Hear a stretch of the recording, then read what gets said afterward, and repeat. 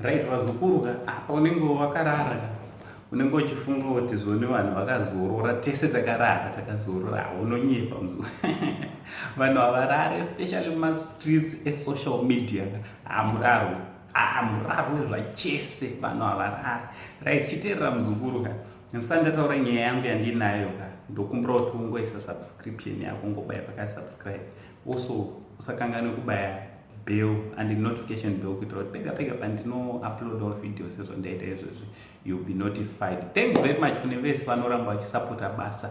Vazukuru vangu munodadisa, munoramba muchingoita zvinhu zvienderere mberi. Anditi thank you very much. Right, regai tibe tapinda panyaya yedu. Ndine nyaya tu dzandichataura. Anditi so nyaya yekutanga ndeyekudaiwo nezuroka tiri pakati pemutambo watakanga tiinawo.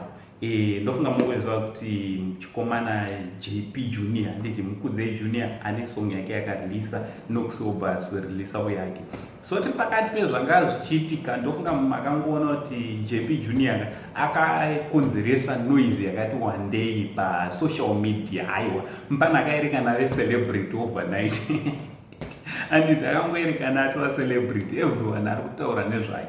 Right, so zvichidaro ndofunga munongoziva kuti maviews ake akanga akati kure kudarika Nox, though Nox akanga ari atanga kubuditsa song yake 6 hours after muzukuru wangu JP Junior achibva azobuditsawo.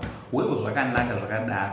So zvakazoitika ndezvekuti Butis akazoonekwa achiitawo kavidhio kake achichekawo okay, ndozvo zviri kuitika, achikungokomenta kuti maviews uyu mwana uyu akanda izvozvi 1 hour, uyu Nox akanda kare song yake kana video yake, but mwana atova nemaviews akadi akawanda, achingokomenta usokomenta kwataita, but obva azotaura achiti ndozvakaita video ye250,000 rand, because Nox video yake inenge iri kunzi nde250,000 rand. Video ye250,000 rand iri kungokundwa nekavidhio pamaviews nekavidhio kanongori nekamicrophone katambo kakangorirebera. Munokwaziva Butis is a comedian, ndokubasa kwake. So izvi zvinogona zvisina kuzobata zvakanaka Nox. So Nox ari kuti aiwa iwewe kanda kumaka bhozi wakandisaboteja, waindisaboteja, isaboteja wakatondiita iyo yekuti ndiri sure ndiri kutoda kuti maviews akure, song yangu ende kure, wotaura zvinhu zvakadaro. So what do you think nenyaya yaNox? Zvakutoreva kutoti Nox anenge atomakani Butis. What do you think nenyaya yaButis naNox iripo iyi? Ndoda kungocongratulata Nox wachona, nekuti kana kuchannel kwake mukaenda kuchannel kwaNox, people really supported him yesterday. Even masubscribers ake ari kuratidza kuti akakwira. Nezuro chete ndakacheka makuseni paakareleasa song yake yaiva nekuma14,000 subscribers, but paakazingeta kurarawo yakanga yakuma 17,000. Anditi kurova kuti yakagena ne14 almost a minute koko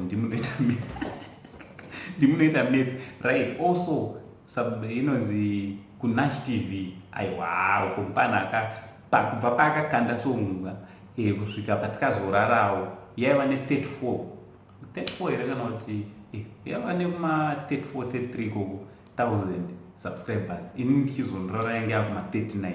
Aiwa basa rakafamba vazukuru vangu muri kusapota. Chinova chinhu chakanaka, let's support my YouTube channels edu emuZimbabwe. Handiti right, tichibva ipapo pane nyaya yaButis versus Nox, handiti yekupromisana hondo, ameno kuti what will come next.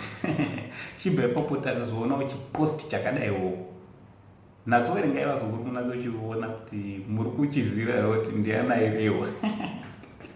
hanzi JP zvabuditsa wake mwana kuti mwana wake zvaaitawo song yake, hanzi muchatoonawo vamwe vakuzotonewawo akutotedzera.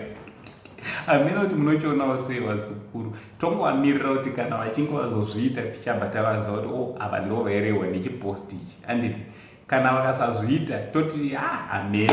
Handiti kana kuti kudenha zvakuona, because vanhu vanodenhana vanhu vanodenhana mastreet esocial media. So what do you think nenyaya dzatakuinzirai nhasi vazukuru vangu? Munofungeiwo nenyaya Knox naBotis yakuda kutanga kunetsai?